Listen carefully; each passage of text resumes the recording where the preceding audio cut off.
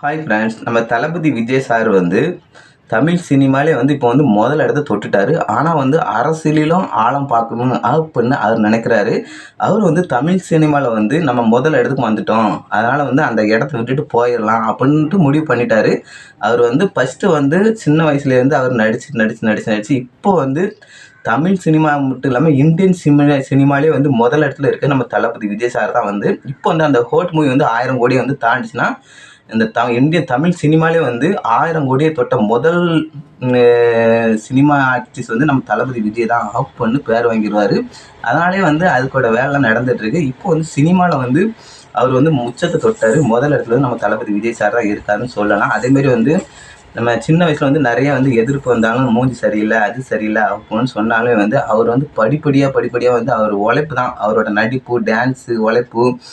அதனால் வந்து பூய உனக்காக துல்லாங்குளம் வந்து ஒரு அவரேஜாக வந்து ஓடிட்டு இருந்து, அதுக்கப்புறம் போக போக வந்து நம்ம துப்பாக்கி, கில்லி, துப்பாக்கி, மெர்சல் அதெல்லாம் வந்து 100 கோடி பாக்ஸ் ஆஃபீஸில் வந்து கலெக்ஷன் பண்ணி தமிழ் சினிமாலே வந்து புரட்டி போட்ட நடிகர்னா நம்ம தளபதி விஜய் தான் சொல்லலாம். அவர் வந்து உச்ச நஷ்டமாகிட்டு ஃபஸ்ட் இடத்துல வந்து நம்ம தளபதி விஜய் சார் தான் இருக்கார்.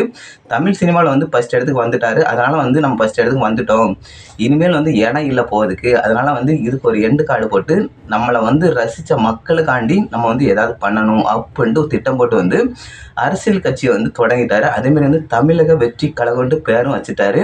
கொடியும் வந்து அறிவிச்சிட்டாரு. கொடியில் வந்து எந்த மாற்றமும் கிடையாது. அவர் முடிவு பண்ணிட்டாருன்னா அது கரெக்டாக பண்ணுவார். அதேமாரி வந்து கொடியில் எந்த மாற்றமும் இல்லை. தமிழக வெற்றி கழகம்னு ஆரம்பிச்சிட்டாரு. தமிழக மக்களுக்காண்டி நம்ம ஏதாவது பண்ணணும், நம்மளை வந்து தமிழ் சினிமாலே வந்து உச்ச நட்சத்திரமாக ஆவதுக்கு காரணமே வந்து இந்த தமிழ் மக்கள் தான், அந்த ரசிகர் தான், அவங்களுக்காக எதாவது பண்ணணும் அப்படின்னு சொல்லிட்டுருக்காங்க. அதேமாரி வந்து அரசியலில் வந்து இப்போ வந்து ஃபஸ்ட்டு வந்து எல்லாருமே ரசிகராக இருந்தாங்க. இப்போ வந்து எல்லாருமே தொண்டர்களாக மாறிட்டாங்க. ரசிகர்கள் என்ன நினைப்பாங்க, நம்ம தலைவர் வந்து நம்மளுக்கு எதாவது பண்ணணும்னு நினைப்பாங்க. நம்ம இவ்வளோ நாள் நம்ம படத்தை பார்த்துருக்கோம், ரஜினி சாரும் வாரேன் வந்துகிட்டே இருக்குன்னு சொன்னார், அது அப்படியே போயிட்டார். அவங்க ரசிகர் வந்து ரொம்ப டிசப்பாயிண்ட் ஆகிட்டாருங்க. அதேமாரி வந்து தளபதி விஜய் சார் வந்து சொன்ன மாதிரி வந்து இன்னும் ஒரு படம் நடிக்கிறேன், அதுக்கப்புறம் வந்து நான் ஃபுல்லாக வந்து அரசியல் இறங்கிடுவேன் அப்படின்னு சொல்லிட்டாரு.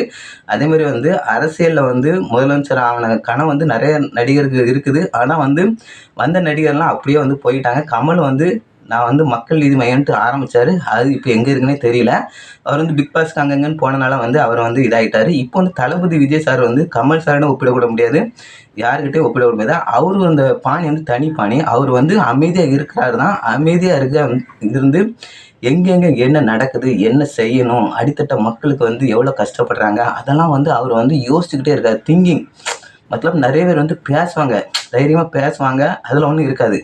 இவர் வந்து அமைதியாக இருந்து எல்லாமே திங்க் பண்ணுறாரு. தமிழ்நாட்டு மக்களுக்கு வந்து என்ன வேணும், என்ன பிடிக்கும், என்ன வேணும், என்ன செஞ்சால் வந்து நம்மளுக்கு ஓட்டு போடுவாங்க, எப்படிலாம் பண்ணணும், அப்படி எல்லாமே வந்து திங்கிங் பண்ணிட்டுருக்காரு. திங்கிங் பண்ணி கண்டிப்பாக வந்து அவர் வந்து முதலமைச்சர் ஆக வந்து வாய்ப்பு இருக்குது. ஆனால் வந்து எம்ஜிஆர் வந்து டிஎம்கே கூடலாம் இருந்து அதுக்கப்புறம் தான் வந்து ஆட்சியை வந்து பிடிச்சாரு. அதேமாரி வந்து முதல் தேர்தலே வந்து நம்ம தளபதி விஜய் சார் வந்து வெற்றி பெறுவாரா பெற மாட்டாருன்னு அதை பொறுத்து தான் பார்க்க முடியும். அதேமாதிரி வந்து 2026 தேர்தலில் வந்து கண்டிப்பாக வந்து வெற்றி பெறுவோன்ட்டு தான் அவங்க தொண்டர்கள் எல்லாமே வந்து கொடியாச்சு. கண்டிப்பாக வந்து 2026 வந்து நம்ம தளபதி விஜய் சாரை வந்து நாங்கள் வந்து கோட்டையில் முதலமைச்சர் ஆக்குவோம் அப்படின்னு சொல்லிட்டு இருக்காங்க. ஆனால் வந்து தமிழ்நாட்டில் வந்து டிஎம்கே வந்து ரொம்பவே வந்து சூப்பராக தான் பண்ணிகிட்டு இருக்காங்கன்னு சொல்கிறாங்க. ஆனால் வந்து தளபதி விஜய் சார் வந்து அதுக்கு மேலேயும் நல்ல விஷயம் நிறைய பண்ணுவாங்க.